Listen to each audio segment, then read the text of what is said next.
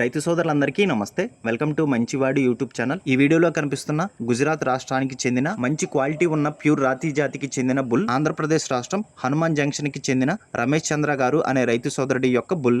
రమేష్ చంద్ర గారు ఈ బుల్ ని గుజరాత్ రాష్ట్రం నుండి 1,50,000 రూపాయలకి కొనుక్కున్నారని చెప్పారు. ఈ బుల్ తో క్రాస్ చేయించిన ఆవులకు మంచి క్వాలిటీ ఉన్న దూడలు పుడుతున్నాయని చెప్పారు. ఈ ఫోటోలో మీరు చూడవచ్చు. వీరి దగ్గర ఉన్న ఆవులన్నీ చూడు కట్టడంతో రమేష్ చంద్ర గారు ఈ బుల్ ని అమ్మాలనుకుంటున్నారు. ధర 1,10,000 రూపాయలు చెప్తున్నారు.